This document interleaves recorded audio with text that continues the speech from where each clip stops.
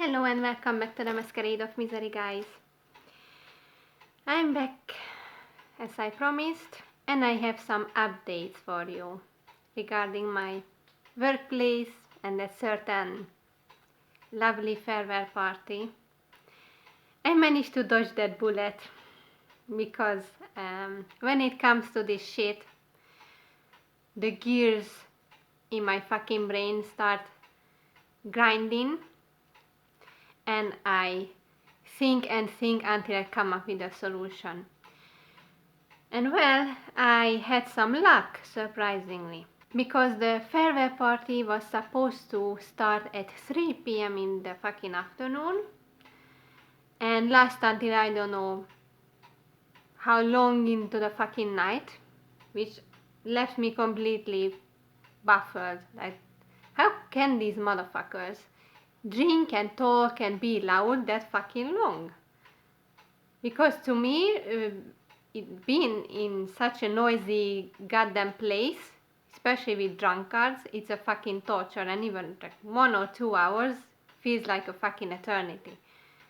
And these people can go on for hours and hours, and I really don't understand. These fucking extroverts are like a weird species to me, but surely I am to them as well, but at least I don't push my will on them. By the way, new mask, so I was really happy when I found it in the same shop as I found the other two. So, where I was going with this is that it was supposed to start at 3 p.m. and I was like, oh, how the fuck can I get out of this, because basically I am usually in the office until 3. So it means that if I go to the office, then surely these fuckers will push me to join them, to go to this goddamn place and at least be there for a little bit. And that's what I planned, because I was like, okay, maybe an hour and then I'm getting the fuck out of there. And the funny thing is that actually my supervisor, the one that the farewell party was for, even he said that, you know what, even I don't want to go because it won't be about me. It will be just an excuse for the others to party and drink and, all that for free, basically, because it's all company money that they spend during these fucking parties. So an excuse to, for team building or farewell for someone. Yeah, we all know, and he knew that too. He's a smart guy and he can also see through the bullshit, and he also told me that he has noticed the same as me, that people are getting more and more stupid and unbearable. So yeah, these last days that he spent at the office, we bonded nicely, and turns out that he actually liked me, because he told me that should anything happen, in my case, maybe if I also want to get the fuck out of this company, then I can have access to his private phone number and reach out to him. And he said that this is an information that he didn't tell every single person in the office, so I felt flattered. So yeah, some nice things happened after all.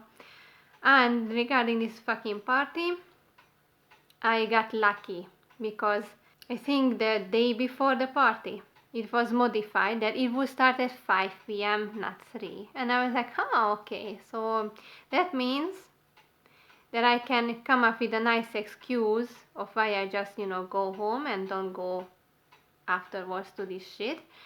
And I said, oh well, now that it's been modified to 5 p.m, oh, unfortunately I cannot go because I'm going to the theater in the evening with my brother, and therefore I won't be able to join you guys. Oh, such a pity. So yeah, that's what I did. I said I was going to the theater and everything, and the thing that surprised me the most was that my CEO, my main boss basically, he didn't even ask me once if I was going with them to this farewell bullshit. And I was like, because I was anticipating nervously that, oh, he will surely ask that, oh, so what about you? Are you coming with us? I hope you are coming. And no, he didn't. And I was like, the fuck is wrong with this guy? I mean, not that I mind. Or maybe he knew, he remembered that talk we had and thought that, okay, even if I ask her, she will say that she's not coming. I don't know, but I was so fucking happy that he didn't push it. And even this week when I met him on Monday, he didn't say anything like, oh, it's a pity you weren't there, or oh, why didn't you come? Nothing. And that's a pleasant fucking surprise. And there should be more of these surprises actually. Maybe he actually recalled this talk I had with him, and I don't know if also maybe my supervisor told him I'm not going, or who knows what went behind the scenes, but I was really fucking glad that I was left alone. And yeah, that's all I want, being left the fuck alone. So that's it for my workplace. And the other thing I thought I could talk about was that about 2.5 weeks ago, my family and I went to visit my cousin and his wife and their son, because I think the kid is now around 1 year old or 1.5, and we haven't met him yet. So we were like, oh, we should visit them, and also we haven't seen their new house and all that. So we've been planning to go to that place for a while now, and we did. The kid is a smart kid, a cute one, but whenever he started crying, I was like, ah, yeah, there we go. Because, you know, that's what kids do all the fucking time. They cry, they are noisy, and all this shit. But luckily it wasn't that unbearable, and me and my partner had the guest room all for ourselves, so we could even retreat when we wanted. All in all, it was a nice family gathering, but all I could think of is that, Jesus, this poor kid, the fucking world that awaits him. I couldn't feel anything but sorry for him. And also watching my brother and his wife play with the child, the way they looked at him, but even my parents, they were like, oh, it's such fucking grandparent mode they went with that child. And I was like, ah, yeah, there it is, you surely cannot wait to be grandparents. And also my brother and his wife, they were like, oh, be all cutesy with that kid, play with him, talk to him like, in this voice. And I don't know what I thought with my partner, because we basically mostly just smiled at the child, or we are awkward around kids, I noticed. And I also just cannot bring myself to, you know, do this bullshit like, you know, faking the excitement. Look at this.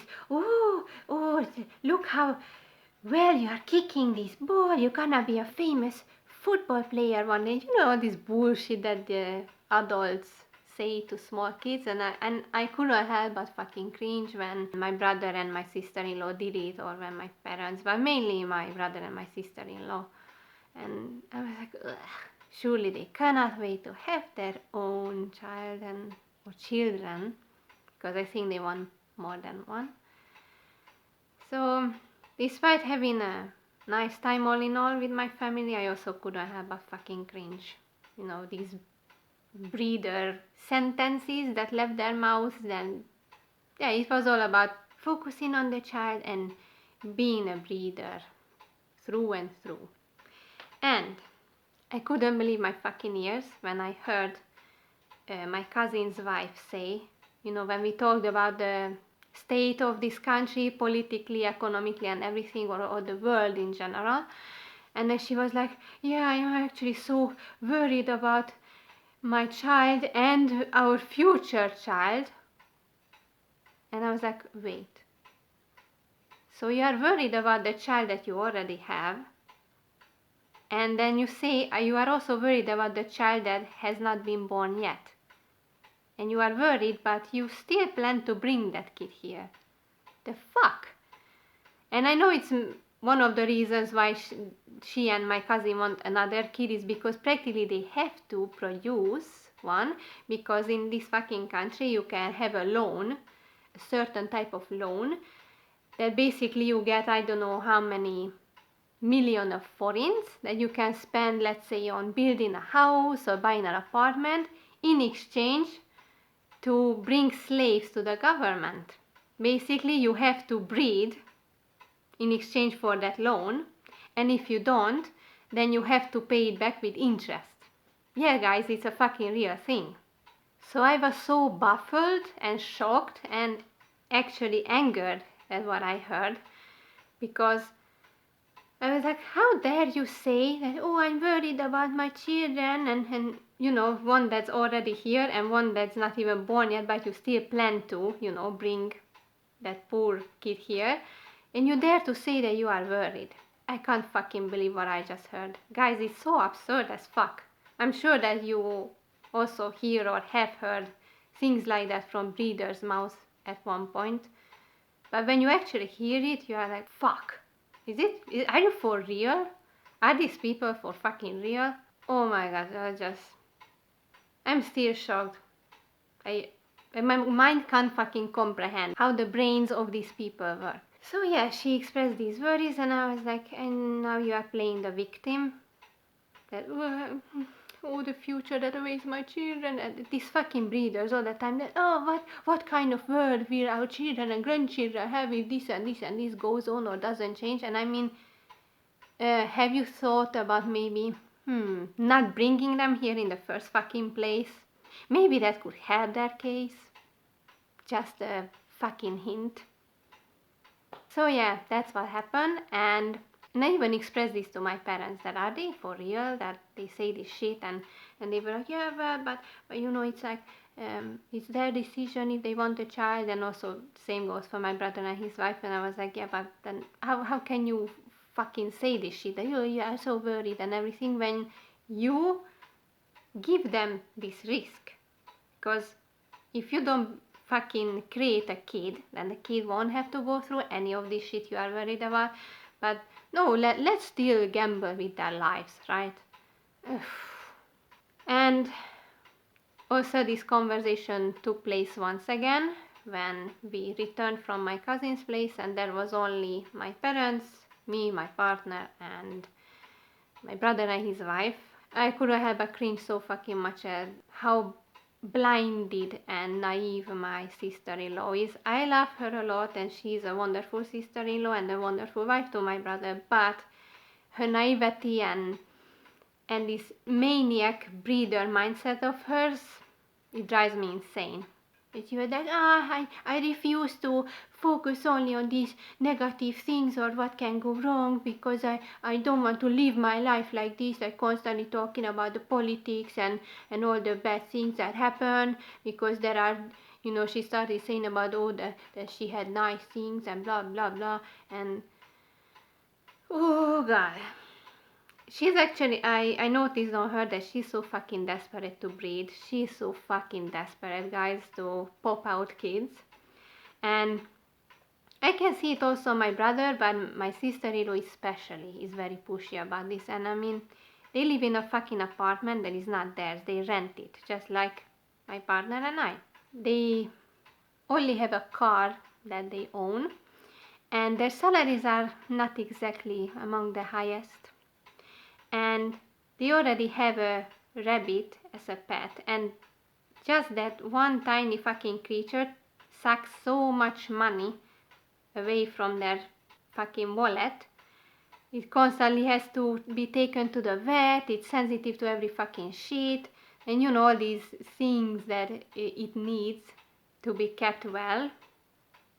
Even keeping a pet is a fucking luxury nowadays, let alone a child or two or more.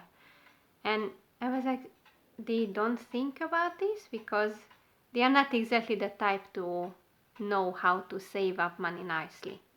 They spend it on so much bullshit, guys. And I'm really concerned about their future children, and I really don't want those poor kids to be born, because even if they would receive a lot of love and everything, this world will fuck them up one way or another. And I don't want to hear my brother and my sister-in-law dare to complain that, oh, it's so expensive, and we are worried about not being able to provide everything our kid needs. And I mean, if you look at how much you earn and you look at the fucking expenses, then it's not hard to figure out that maybe it's not a good idea to drag a child here. I just heard a fucking noise, and I don't know what the fuck that was, but okay, hello, ghost or whatever the fuck you are. Actually, recently I've been having those dreams that I mentioned that years ago I started dreaming with a certain uh, creature, I don't know what the fuck to name him, entity, and now I'm dreaming with him again. So maybe it's that fucker. Hello.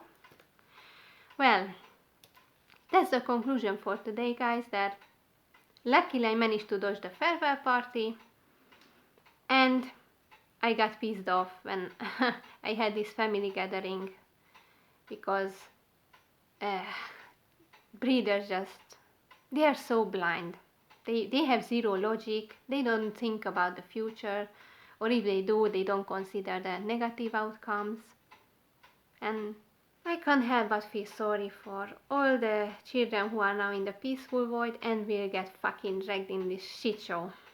So I think that was it for today, guys. My parents are going to arrive quite soon because they are visiting, so I have to keep it short. But see you next time. And as always, praise the Reaper.